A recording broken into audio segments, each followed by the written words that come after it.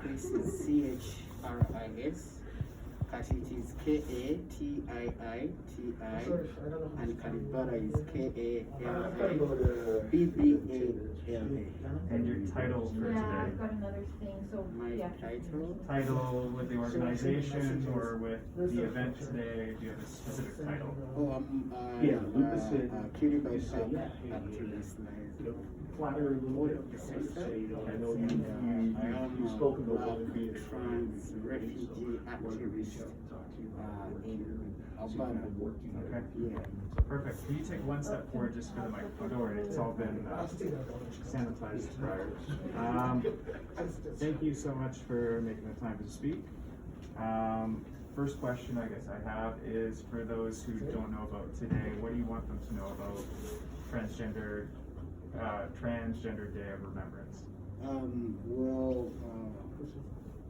Transgender Day of Remembrance is a day we come together to remember the murdered Black, trans, QTBIPOC, all trans people, despite their race, who have been murdered on the streets, who have been murdered by police, who have been murdered by our communities around the world, across the world, and stand in solidarity, stand in support and celebrate those who are still existing. Yeah. What can the average person do on a day like today to show support for the community? Well, the average person, I would say, come up, show up for trans people, and speak up against the injustices, and also I'll ask them to really look at their privileges, what they have, because they're not them who get murdered on the streets, it's us who get murdered on the streets every day as trans people. So if you have that privilege of passing in the community, over cop passing by you and just saying, I don't have that privilege, the cop will not pass by me. They will put me on handcuff, they'll handcuff me, or they will beat me up, or they will shoot me to death. So I don't have that privilege. So if you have that privilege, it's high time to use your privilege and stand up for those who are always left behind, and also be a voice of the voiceless, because many of us don't have voices. Many of us don't have that platform to speak up. Many of us struggle with social anxieties. A lot of trans people can't really come up to share today. It is very hard. It is a very hard day for folks who identify as gender non-conforming, non-binary, and transgender folks. And this is what we need people to recognize that, hey, while I pass in the community, while I have access to resources, while I have access to food or access to protection, not every trans person have access to that. So if you have access to that, so it's your responsibility to speak for that one who doesn't have access, and also create a platform for them to access and be free and have a voice on the table. Yeah. As someone who is from this community and can speak to maybe some common misconceptions that the average person has, and maybe something that you want them to know, that people come into, of course, certain situations with their own prejudgment without knowing anything. Is there stuff that you'd want people to know before meeting someone who is trans that they wouldn't have known before, how to approach these situations if they are nervous of having conversations? Well, first of all, I'll start with pronouns. And if you're having a conversation with a trans person, please respectfully ask the pronouns they go by. Second of all, if they're struggling with mental health, if they're struggling with, a lot of trans people struggle with mental health. Me too, I struggle with mental health every day. So I just want you to ask me, instead of you telling me what to do, I want you to ask me, how can I help you? How can I support you? Right? How can I be there for you? Right? And if I say I need time, yeah, I need time. If I don't want to speak to you, it means I'm not ready, right? But be there, like be present. Let me know that, hey, I'm here, you're right. Even if I don't respond to you, or even if I don't text you, text me, tell me, hey, by the way, I'm here. If you need to talk, right? That message keeps that trans person who might be feeling suicidal a bit like, oh, somebody's there for me, right? I can reach out to this person, however much I don't want to talk to them, but they've offered, right? So offer your presence, offer your availability to the trans community, and also stand with us when we call for justice, because your silence adds up and kills us all, in and out. Yeah. All good points. Is there anything else you'd like to share, or anything else that people should know about the today's event, or just what this center means, or anything that you want to get across with the platform that you have? Yeah.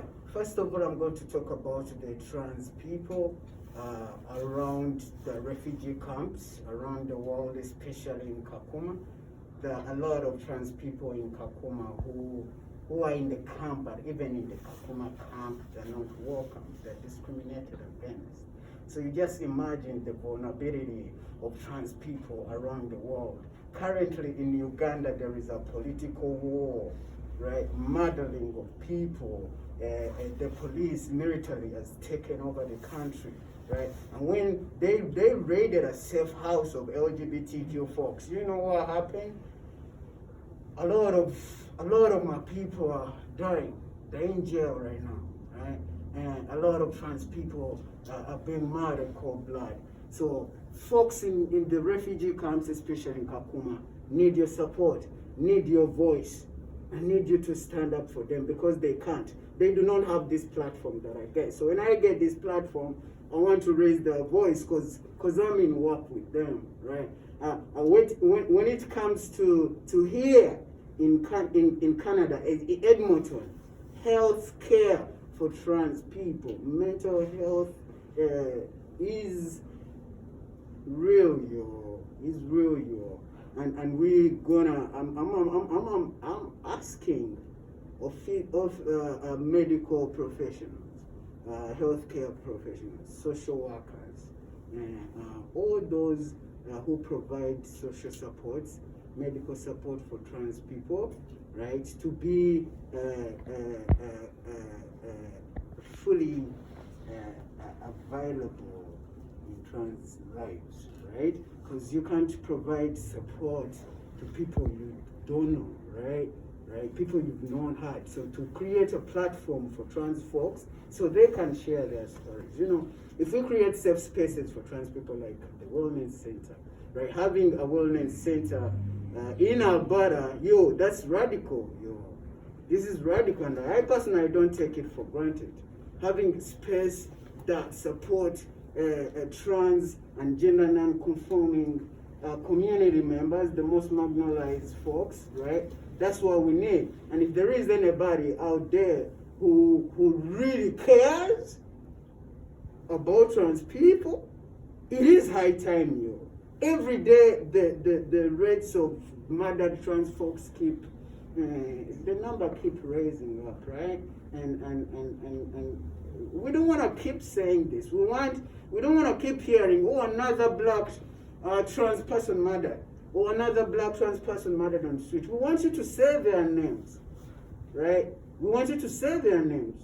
We want you to stand up so that I'm not next, so that my sister is not next, so that my brother is not next, right? So we want everybody to use their voice, to use their platform, right? It's high time, even in the black community, trans people are not welcome in the black community. The black community discriminate against trans people too, right? Our community too, the LGBT community too. Discrimination within our LGBT community here in Alberta and across the world is at rampant, increases every day, and people who are outside of it, who are outside discrimination, who are outside racial injustices, do not see that.